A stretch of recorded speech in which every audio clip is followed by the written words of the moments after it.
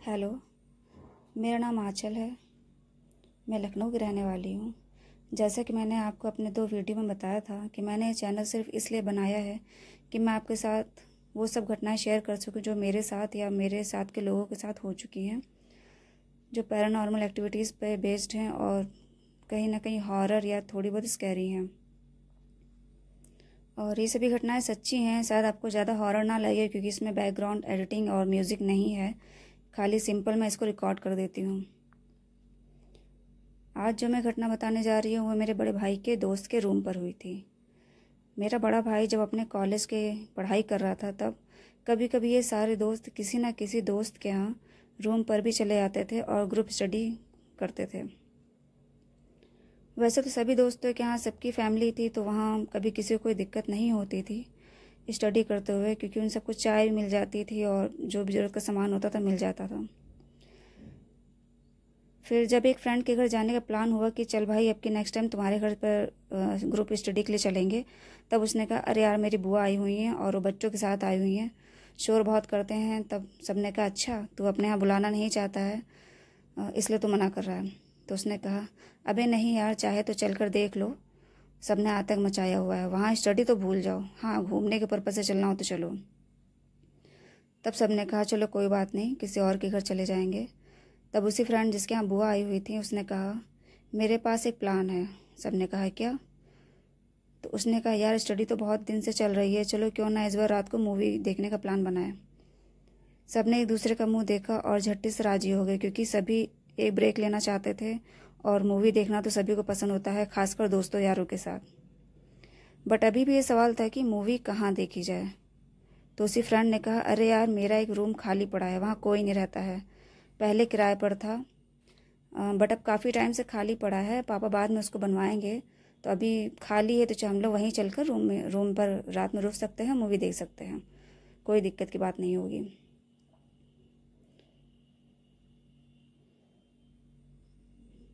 तो कुछ आपस में लोगों ने सोचा तो कहा चलो ठीक है यही करते हैं, इस बार स्टडी अपना स्किप कर देते हैं और हम लोग मूवी का प्लान बनाते हैं।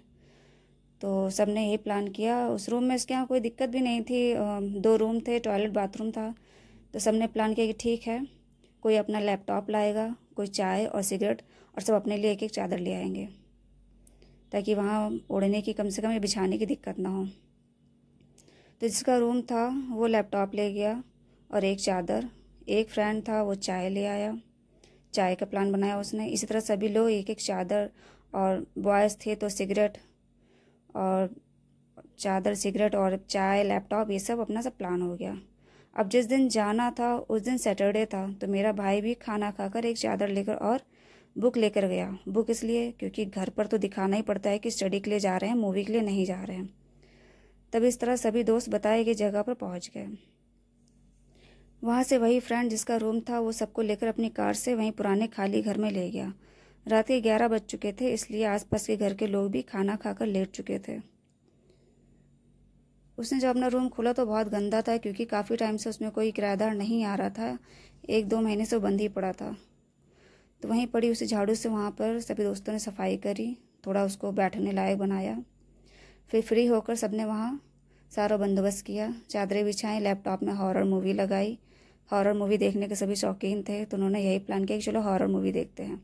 और बातें करते करते मूवी देखते देखते उनका चाय और सिगरेट ये सब चलता रहा।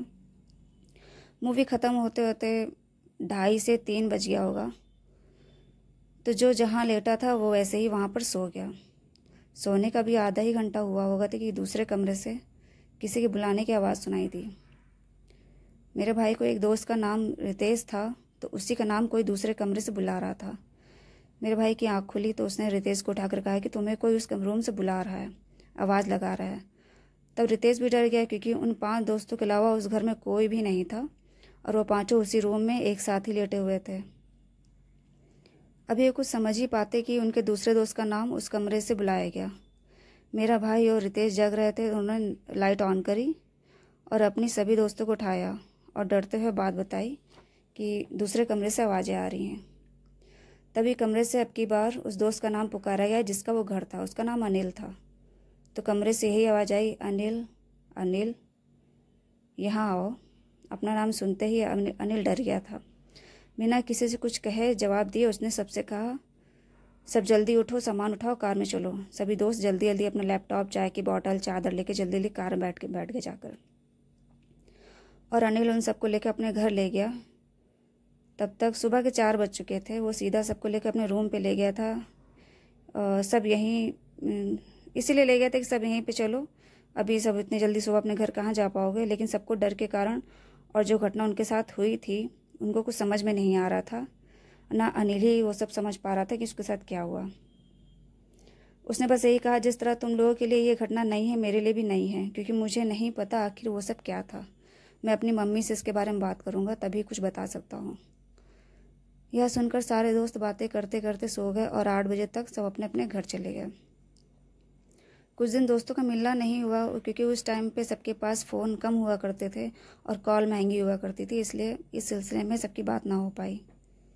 इस तरह 4 दिन बीत गए। 5वें दिन मेरा भाई और उसके सारे दोस्त वही जो उस रात वहाँ उस कमरे में रुके थे, एक एक करके सब मिले और अनिल के घर गए, जिसका वो रूम था। तब उसकी मम्मी ने सारा किस्सा सुनाया कि वो घर अच्छा था, कोई ना कोई किराए पर आता था, रुकता था। लेकिन कुछ महीने पहले एक अघौरी बाबा जैसे एक आदमी आए थे, जिनको कमरा किराए पर चाहिए था। पहले तो हम लोगों को अटपटा लगा कि कहीं आसपास के लोगों कुछ ना कुछ ऑब्जेक्शन ना हो, बट फाइनली उनको रूम दे दिया। और वही हुआ जिसका डर था। अघौरी बाबा जैसे जो आदमी थे वो बहुत पूजा पाठ करते थे, टोटका करते थे और पता नहीं क्या क्या उस कमरे में करते थे। आधी आधी रात को लोगों को उस रूम से बदबू और कुछ अजीब से आवाज़ें आती थी।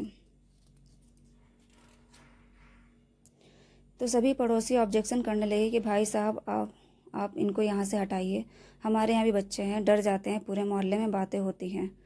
जब बातें बहुत बढ़ने लगी तो अनिल की जो मम्मी थी बताया कि हम लोगों ने गौरी से कहा, कमरा खाली कर दीजिए, आप कहीं अलग ले लीजिए। इस तरह अचानक कमरा खाली कराने के कारण गौरी को बहुत गुस्सा आया। वो नाराज़ हो गए और जाते जाते यही बोला, कोई ना रह पाए जब तक आवाज़ आए। और यही उन्होंने 2 बार बोला कि कोई ना रह पाए जब तक आवाज़ आए। यह कहकर वो चला गया। उसके बाद अनिल के माता पिता ने दूसरे किराएदार के लिए गेट पर बोर्ड लगा दिया। बोर्ड देखकर दूसरे किराएदार आए, लेकिन उनके साथ सारा दिन कुछ नहीं हुआ।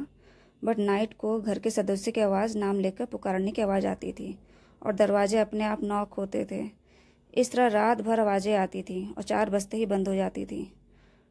डर के कारण 15 दिन में ही उस परिवार ने घर छोड़ दिया। और उनके जाने बाद उसके बाद से पूरे मोहल्ले में सब दबे मुंह से उस घर को हॉन्टेड कहने लगे और बातें बताने लगे। तब से वो मकान बंद पड़ा था। अनिल की माँ ने ये सब अनिल को इसलिए नहीं बताया था कि वो अभी स्टडी कर रहा था, पढ़ाई कर रहा था, इसलिए उन्होंने नहीं बताया। और उसको नहीं पता था, इसलिए वो तुम सबको वहाँ ले गया। खैर, मैं परसों वहाँ एक पंडित जी को बुला रही हूँ पूजा के लिए। ये सब बातें सुनकर सब दोस्त अपने घर आ गए और 2 दिन बाद अनिल की माता ने वहाँ पूजा करवाई, जो सारा दिन चली। बहुत दिक्कतों के बाद वो पूजा पूरी हो पाई, क्योंकि पंडित जी ने बताया कमरा खाली कराने के कारण गुस्से में अघौरे ने जो दूसरा कमरा था वहाँ पे एक आत्मा का वास करा दिया था और वही सबका नाम पुकारती थी। बट अब उसको वहाँ से मुक्ति दिला दी गई है और घर को पवित्र कर दिया गया था। इस तरह से घटना यहीं पे ख़त्म हो गई। उसके बाद उस मकान को तोड़कर पूरा मकान भी बनवा दिया गया, पुनः गृह प्रवेश करवाया गया और भगवान को स्थापित किया गया। और आज कई साल बीत गए, अब कोई नाम पुकारने वाली ऐसी घटना उस घर में नहीं हुई। और हाँ, ये मकान लखनऊ के अलीगंज में ही कहीं का है। और खैर, अब वहाँ पे सब अच्छे से रहते हैं। इस घटना को काफ़ी टाइम भी बीत गया है। तो खैर, यही आज की घटना थी। अगर आप लोग को ये घटना पसंद आई हो तो प्लीज़ आप लाइक कर सकते हैं, सब्सक्राइब कर सकते हैं। और नेक्स्ट घटना मैं आपको फिर रिकॉर्ड करके अपलोड कर दूँगी। थैंक्स।